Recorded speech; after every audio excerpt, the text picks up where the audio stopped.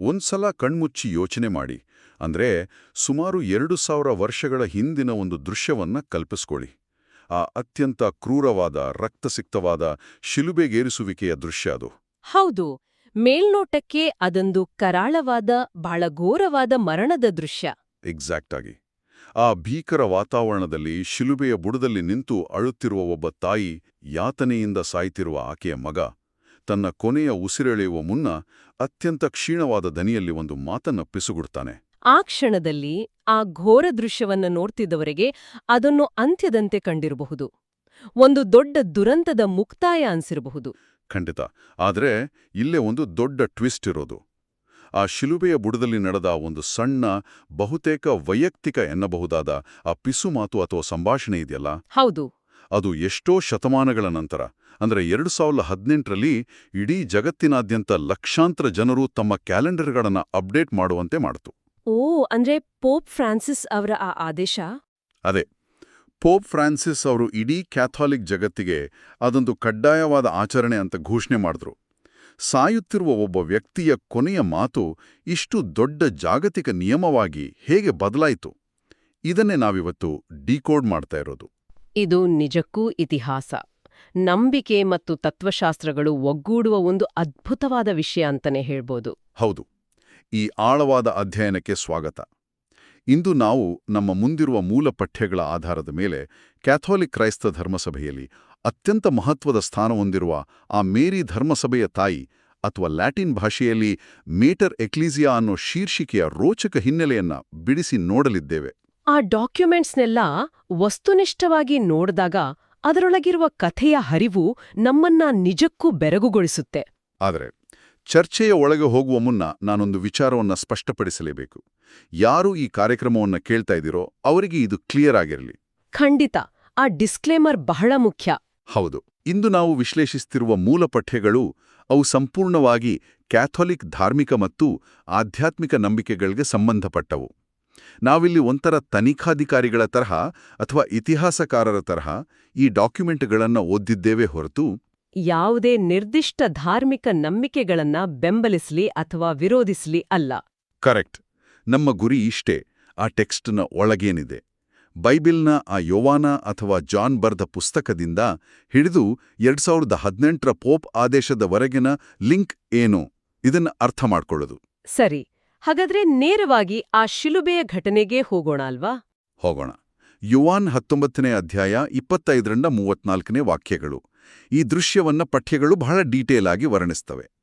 ಯೇಸುವನ್ನ ಶಿಲುಬೆಗೇರಿಸಲಾಗಿದೆ. ಹೌದು. ಆ ಶಿಲುಬೆಯ ಬಳಿ ಯೇಸುವಿನ ತಾಯಿ ಮರಿಯಾ, ತಾಯಿಯ ಸಹೋದರಿ, ಕ್ಲೋಪನ ಹೆಂಡತಿ ಮರಿಯಾ ಮತ್ತು ಮಗ್ದಲದ ಮರಿಯಾ, ಹೀಗೆ ಕೆಲವು ಮಹಿಳೆಯರು ನಿಂತಿದ್ದಾರೆ. ಜೊತೆಗೆ ಯೇಸುವಿನ ಅತ್ಯಂತ ಆಪ್ತ ಶಿಷ್ಯನೂ ಅಲ್ಲಿದ್ದಾನೆ. ಅಂದ್ರೆ ಆ ಯೋಹಾನ್. ಹೌದು. ಆಗ ಯೇಸು ತಾಯಿಯನ್ನ ಮತ್ತು ಆ ಶಿಷ್ಯನನ್ನ ನೋಡಿ ತಾಯಿಗೆ ಹೇಳ್ತಾರೆ, ಅಮ್ಮ, ಇಗೋ ನಿನ್ನ ಮಗ. ಆಮೇಲೆ ಶಿಷ್ಯನಿಗೆ ಹೇಳ್ತಾರೆ, ಇಗೋ ನಿನ್ನ ತಾಯಿ. ಮತ್ತು ಆ ಪಠ್ಯದ ಪ್ರಕಾರ ಅಂದಿನಿಂದಲೇ ಆ ಶಿಷ್ಯ ಆಕೆಯನ್ನ ತನ್ನ ಮನೆಯಲ್ಲೇ ಇರಿಸ್ಕೊಳ್ತಾನೆ. ಹೌದು. ನನಗಿದು ಒಂಥರ ಹೆಂಗನ್ನಿಸ್ತಿದೆ ಅಂದ್ರೆ, ಯಾರೋ ಒಬ್ರು ಸಾಯೋಕು ಮುಂಚೆ ಆಸ್ಪತ್ರೆ ಬೆಡ್ ಮೇಲೆ ತಮ್ಮ ಉಯಿಲು ಅಥವಾ ಲಾಸ್ಟ್ ವಿಲ್ ಬರ್ದಿರ್ತಾರಲ್ಲ, ಆ ಥರ ಇದೆ. ಆ ಒಂದು ಕೊನೆಯ ಇಚ್ಛೆಯ ಹಾಗೆ. ಅದೇ, ತನ್ನ ನಂತರ ತನ್ನ ತಾಯಿಯನ್ನ ನೋಡ್ಕೊಳ್ಳೋಕೆ ಯಾರೂ ಇಲ್ಲ ಅಂತ ಆ ಜವಾಬ್ದಾರಿಯನ್ನ ತನ್ನ ಫ್ರೆಂಡ್ಗೆ ಅಥವಾ ಶಿಷ್ಯನಿಗೆ ವಹಿಸ್ತಿರುವ ಸಾಮಾನ್ಯ ಕೌಟುಂಬಿಕ ದೃಶ್ಯದ ಹಾಗೆ ಕಾಣ್ತಿದೆ. ಮೇಲ್ನೋಟಕ್ಕೆ ನೀವು ಹೇಳ್ದ ಹಾಗೆ ಅದೊಂದು ಕೌಟುಂಬಿಕ ಜವಾಬ್ದಾರಿಯ ಹಸ್ತಾಂತರದಂತೆ ಕಾಣೋದು ಸಹಜ. ಆದ್ರೆ ಮೂಲ ಪಠ್ಯದ ಉದ್ದೇಶ ಅಷ್ಟಕ್ಕೆ ಸೀಮಿತವಾಗಿಲ್ಲ. ಓಹೋ, ಮತ್ತಿನ್ನೇನಿದೆ ಅದರಲ್ಲಿ?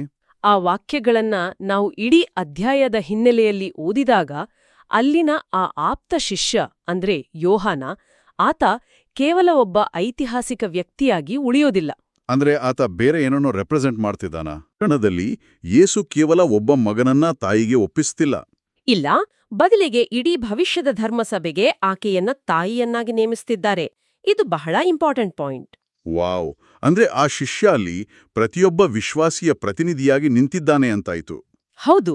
ಆದ್ರೆ ಈ ಪಠ್ಯದಲ್ಲಿ ಇನ್ನೊಂದಷ್ಟು ಭೌತಿಕ ವಿವರಗಳಿವಲ್ಲ, ಅದು ನನಗೆ ಸ್ವಲ್ಪ ವಿಚಿತ್ರ ಅನ್ಸ್ತು. ಯಾವ ವಿವರಗಳು? ಅದೇ, ಯೇಸು ನನ್ಗೆ ದಾಹವಾಗಿದೆ ಅಂತಾರೆ.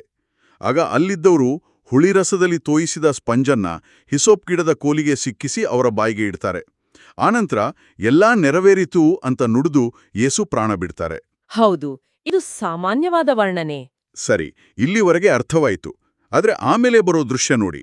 ಅಂದು ಪಾಸ್ಕ ಹಬ್ಬದ ಹಿಂದಿನ ದಿನ, ಮರುದಿನ ಸಬ್ಬತ್ ದಿನ ಇರೋದ್ರಿಂದ ಶವಗಳು ಶಿಲುಬೆಯ ಮೇಲೆ ಹಾಗೇ ಇರಬಾರದು ಅಂತ ಯಹೂದ್ಯರು ಅಪ್ಪಣೆ ಕೇಳ್ತಾರೆ. ಹೌದು, ಅದೊಂದು ರೂಲ್ ಇತ್ತು ಅವರಲ್ಲಿ.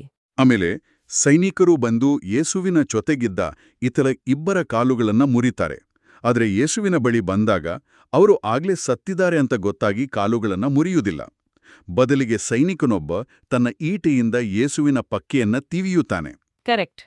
ಆಮೇಲೆ ಅಲ್ಲಿಂದ ರಕ್ತ ಮತ್ತು ನೀರು ಹರಿದು ಬಂತು. ಎಕ್ಸಾಕ್ಟ್ಲಿ. ಅದೇ ನನ್ನ ಪ್ರಶ್ನೆ.